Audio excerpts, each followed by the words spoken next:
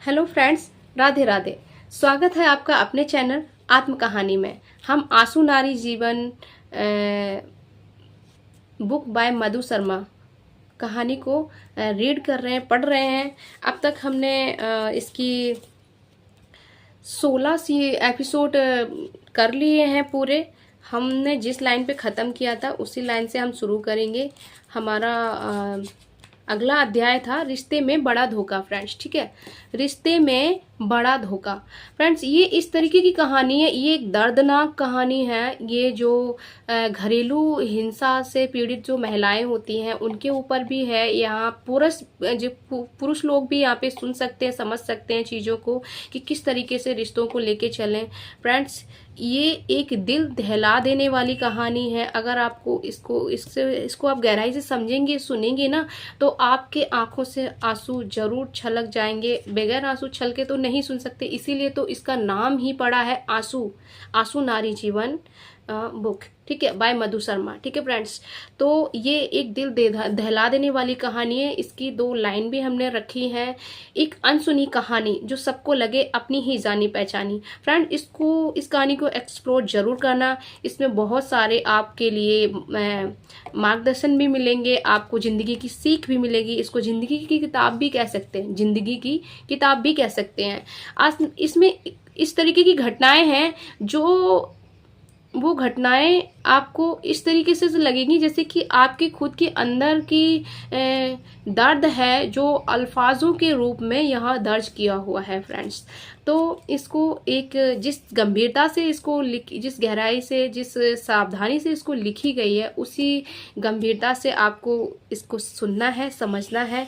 और आशा करती हूँ आपको इसमें अपनी ही कुछ जीवनी घटनाएं भी रिफ्लेक्स होंगी फ्रेंड्स। ठीक है, तो ज़्यादा देरी करते ना करते हुए हम इस कहानी को आगे भी रीड करते हैं। अगर आप इस कहानी से ज़रा से भी प्रेरित होते हैं तो अपनी जो राय है ना वो कमेंट बॉक्स में ज़रूर दर्ज करना, जिससे हम इस कंटेंट को और आगे और कंटिन्यू करेंगे और इस तरीके के और भी अच्छे कंटेंट्स आपके लिए लाते रहेंगे फ्रेंड्स। तो शुरू करते हैं अध्याय रिश्ते में बड़ा धोखा फ्रेंड्स। ठीक है, मेरे कमरे में बगल में डॉक्टर और उसकी पत्नी 3 बच्चे रहते थे।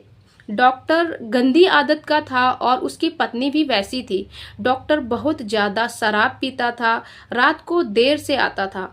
धीरे धीरे डॉक्टर से पति की दोस्ती बढ़ने लगी। मुझे ससुराल में यह दिखाया गया था कि पति चाहे कहीं भी हो, चाहे कितनी रात को आए, जब तक पति को खाना नहीं खिला देते तब तक खुद खाना नहीं खा सकते। सुबह का खाना पीना होने के बाद पति ऑफिस चले जाते। रात के खाने के लिए मैं भूखे पेट पति का इंतजार करती। रात के 10 साढ़े 10 बज गए। रात के 10:30 बज गए लेकिन वह नहीं आए। फिर घड़ी देखती, रात के 11:15 हो गए, फिर भी नहीं आए। इंतजार करते करते मुझे नींद आने लगी तो मैं पानी से मुंह धोकर पानी पी लेती थी। काफ़ी रात हो जाने पर भी नहीं आते तो मैं इंतजार करते करते ही ना जाने कब सो जाती। फिर कुछ समय बाद देर रात को नींद में मुझे हल्की हल्की सी हंसने खिलखिलाते हुए बातें करने की आवाज़ें आती। तब तक मेरी आंख खुलती, मैं उठकर बैठ जाती और इधर उधर देखती। कमरे में मैं अकेली और मेरे बच्चे के सिवाय कोई नहीं होता था। फिर मैं उतनी ही रात को धीमी धीमी आती आवाज़ों को सुनते हुए अपने बगल में डॉक्टर के कमरे के पास जाकर देखती तो वहां पर डॉक्टर की पत्नी बड़ा गला वाला सूट पहनकर बिना चुन्नी डाले, डॉक्टर की पत्नी और मेरा पति दोनों एक साथ खाना खा रहे होते थे। और डॉक्टर भी नहीं होता था क्योंकि कभी कभी डॉक्टर घर नहीं आता, अपनी दुकान पर ही सो जाता था। इतनी रात को अपने पति और डॉक्टर की पत्नी को एक साथ कमरे में देख मैं कमरे का गेट खोलने के सामने खड़ी हो जाती। मेरे कुछ भी कहने से पहले ही पति बड़ी सी आंखें बनाकर मुझे धमकाते हुए कहते, मैं खाना खाकर आ रहा हूं, तुम जाओ। यह सिलसिला यूं ही चलता रहा। ऐसा 1-2 दिन छोड़कर हर रोज किया करते थे। डॉक्टर की पत्नी मेरे पति से बराबर अच्छे मन से बात किया करती थी, पर मुझसे कभी ठीक से बात नहीं करती थी। जब भी उसे किसी भी चीज की जरूरत होती तो मेरे पति को ही कहती, कोई भी मदद चाहिए तो मेरे पति को ही कहती थी, कोई भी परेशानी होती तो मेरे पति को ही कहती थी, कभी मुझसे नहीं कहती थी। एक दिन डॉक्टर के कमरे में चूहा आ जाता तो डॉक्टर की पत्नी मुझे ना कहकर मेरे पति को ही बुलाकर ले जाती। मेरा पति भी प्राण छोड़कर दौड़ा दौड़ा भागे हुए उसके पास चला जाता था। यह सब देख मुझे बहुत कुछ समझ आ रहा था, पर डर के कारण मैं किसी भी बात के लिए हिम्मत नहीं जुटा पाती थी, क्योंकि अभी हाल ही में मेरे ससुराल वालों ने इतना भयानक हादसा मेरे साथ किया हुआ था, उससे मैं उभरी ही नहीं थी कि इधर पति का दर्दनाक टॉर्चर शुरू हो गया। फिर कुछ समय बाद मेरी तबीयत खराब होने लगी। ज़्यादातर मैं बीमार सी रहने लगी। टाइफाइड हो गया था। बेचैनी के कारण रात को मुझे नींद नहीं आती थी। एक बार रात को मेरी आंख खुली, मैंने घड़ी की तरफ देखा तो 2:25 हो रहे थे, मतलब 2:30 बज रहे थे। मैंने कमरे में चारों तरफ देखा, सिर्फ मैं और मेरे बेटा ही थे। पति कमरे में नहीं थे। मैंने सोचा शायद स्नान घर गए होंगे, बहुत देर हो गई, पति नहीं आए। रात का समय मैं अकेली डरते डरते कमरे से बाहर निकली तो चारों तरफ अंधेरा था। अपने बाथरूम में देखा तो बाथरूम में कोई नहीं, गेट खुला हुआ था। रात के अंधेरे में मुझे बहुत डर लग रहा था, इसलिए मैंने थोड़ा इधर उधर जाकर देखा तो सामने डॉक्टर के कमरे के बगल में ईंट पत्थर रेत का सामान पड़ा हुआ था। वहां से डॉक्टर की पत्नी और मेरा पति एक दूसरे के हाथ में हाथ डाले हुए आ रहे थे। जैसे मुझे देखा तो दोनों ही चौंक गए और हाथ हटा लिया। मेरे पूछने पर पति ने बाथरूम जाने का बहाना लगाया और थोड़ा टहल रहा था ये कहा। डॉक्टर की पत्नी चुपचाप अपने कमरे में चली गई। मेरे पति और डॉक्टर की पत्नी दोनों को एक साथ आधी आधी रात में मैंने एक बार नहीं कई बार देखा। मेरे मन पर बहुत बड़ा धक्का लगा, मानो मुझे ऐसा लग रहा था कि जब से शादी हुई है तब से ही यह मेरा पति मुझे धोखा देते ही चले जा रहा है, मुझे पत्नी का दर्जा न देते हुए सिर्फ मेरे जिस्म के साथ खेल रहा है। जब मुझे पहली बार मारा पीटा तब से ही एक ही बात मुझसे कहता है कि तू मेरे पैर की जूती है और पैर की जूती ही रहेगी। मुझे सच में ऐसा लगने लगा था कि यह मुझे कोई दर्जा नहीं देते, सिर्फ पैर की जूती ही समझते हैं। मैं बहुत घुट घुट कर अपनी जिंदगी जी रही थी। हमेशा की तरह जब भी डॉक्टर घर पर नहीं आते तो देर रात को पति के फोन पर फोन करके अपनी पत्नी से बात करने के लिए कहते थे।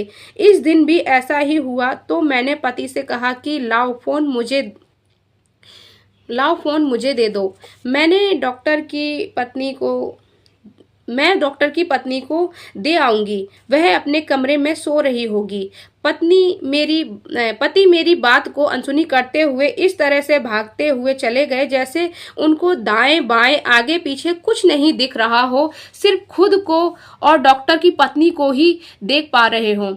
अगले दिन सुबह मेरी मम्मी आई मुझसे मिलने। रोज की तरह रात को सिर्फ डॉक्टर का फोन आया। इस बार पति के फोन उठाने से पहले ही मैंने उनका फोन उठाकर ओके किया और डॉक्टर से कहा, नमस्ते भाई साहब, इतनी रात को आप अपनी पत्नी से बात करने के लिए मेरे पति के फोन पर फोन मत किया करो। आप खुद कोई अपनी बात पति से करनी हो तो किया करो। मैंने पति के सामने डॉक्टर से बस इतना कहा ही था कि डॉक्टर मुझे फोन पर ही गंदी गंदी गालियां देते हुए बोल रहा था कि ज्यादा लैंडलॉर्ड हो रही है तू, अभी रुक, तुझे वहीं आकर बताता हूँ। ये सब मैंने पति को सुनाया तो मम्मी के सामने ही पति ने मुझे जोर से थप्पड़ मारा और फर्श पर मुझे ढेर कर दिया और फोन लेकर डॉक्टर की पत्नी के पास चले गए।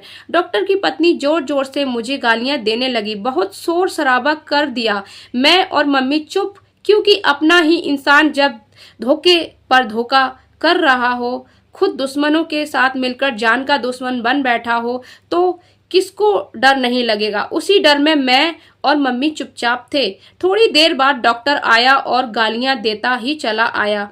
पति बेड पर बैठे हुए थे। मैं मम्मी बेड के पास बच्चे को गोद में लिए खड़े हुए थे। डॉक्टर मेरे ही पति के सामने मेरे ही कमरे के गेट पर खड़ा होकर मुझसे कहने लगा, साली कहाँ की लैंडलॉर्ड बन रही है, तुझको उठवा लेंगे और तेरे साथ रेप, मतलब जो होता है ना, रेप करवाएंगे, ठीक है। इस तरह से डॉक्टर ने और ना जाने क्या गंदी गंदी धमकियां और गाली दी। पति चुपचाप बैठे सुनते रहे। मैं और मम्मी एक दूसरे के चेहरे की तरफ देखते हुए फिर पति को देखते हुए रोते रहे। पति खाना खा चुके थे, अब बस मैं और मम्मी ने नहीं खाया था। इतना सब कुछ हो जाने के बाद मैं मम्मी भूखे ही सो गए। अगले दिन रात वाली बात को लेकर पति ने फिर मुझे मारा पीटा और ऑफिस चले गए। जब मेरी मम्मी चली गई तब कुछ दिनों बाद थोड़ी सी बात पर पति ने पैंट से अपनी बेल्ट निकाली। बेल्ट से हंटर की तरह मुझे लगातार बार बार मारते रहे। फिर मेरा गला बेल्ट से बांधकर कस दिया, घोंट दिया और बहुत ही जोर से दबाकर और कसते रहे, दबाते रहे, बेल्ट को खींचते रहे, गले में फांसी के फंदे की तरह बना के खींचते रहे। जब मेरी दम घुटने लगी, आंखें ऊपर चढ़ गई, शरीर हाथ पैर पूरा ढीला पड़ गया, बेजान सी तरह हो गया। जब पति को लगा कि अब यह मर ही जाएगी, तब मेरा गला ढीला किया और वहीं पटक दिया। इस तरह से पति ने मुझे एक बार नहीं कई बार जान से मारने की कोशिश की, पर न जाने कैसे मैं हर बार बचती रही। मैं जब भी खुद को खत्म करने की कोशिश करती तो हर बार मेरे बच्चे का फूल सा चेहरा मेरी आंखों के सामने आ जाता था। फ्रेंड्स, बहुत ही घातक और दर्दनाक कहानी है। इसको सुनने के लिए जिगरा चाहिए, मजबूत जिगर फ्रेंड्स, ठीक है। और ये एक अन्नू नाम की लड़की की ज़िंदगी की सच्ची घटना है फ्रेंड्स ये। और मेरी प्रार्थना आप सभी लोगों से कि बालक बुद्धि जो लोग हैं कृपया इस कहानी से दूर रहें। जो समझदार और बड़े लोग हैं, जो एल्डर्स हैं, उन्हीं के लिए ही ये कहानी लिखी गई है फ्रेंड्स, ठीक है। तो इतना सब कुछ होने के बाद जो अन्नू लड़की है उसके अंतर्मन की आवाज़, तो उसके अंतर्मन की आवाज़ ये है, अगर हर लड़की को ये पता हो कि शादी के बाद ज़िंदगी नर्क बन जाती है, अगर हर लड़की को ये पता हो कि शादी के बाद ज़िंदगी नर्क बन जाती है और बच्चे होने के बाद मजबूरन उस नर्क को भुगतने पड़ता है, तो कोई भी लड़की कभी भी शादी नहीं करना चाहेगी फ्रेंड्स। तो वीडियो ज़्यादा लंबा ना हो तो इसको मैं यहीं पे एंड करती हूँ फ्रेंड्स, या मार्क कर देती हूँ। नेक्स्ट वीडियो में आप ज़रूर सुनिएगा इसके आगे की कहानी, वो नेक्स्ट वीडियो में यही लाइन से शुरू करूँगी। अगर आप इस कहानी से ज़रा सा भी प्रेरित होते हैं तो फ्रेंड्स, मोटिवेशन के लिए, हमारा मोटिवेशन बढ़ाने के लिए आप कमेंट बॉक्स में अपनी राय दर्ज कर सकते हैं फ्रेंड्स, ज़रूर करिएगा, जिससे हमारा मोटिवेशन बढ़ता है फ्रेंड्स। और इस कहानी को पूरा सुनने के लिए, समझने के लिए, इसकी हर वीडियो का नोटिफिकेशन सबसे पहले आपको मिले, मिस ना हो, तो चैनल को सब्सक्राइब जरूर करिएगा फ्रेंड्स। मिलते हैं नेक्स्ट वीडियो में, तब तक के लिए अपना ख्याल रखना, सुखी रहना, सुरक्षित रहना और मज़े में रहना। और ख़ास तौर पे वो पेरेंट्स अपनी बच्चियों का ख्याल रखना और सही जीवन साथी चुनना फ्रेंड्स, क्योंकि पूरी ज़िंदगी का सवाल होता है। राधे राधे।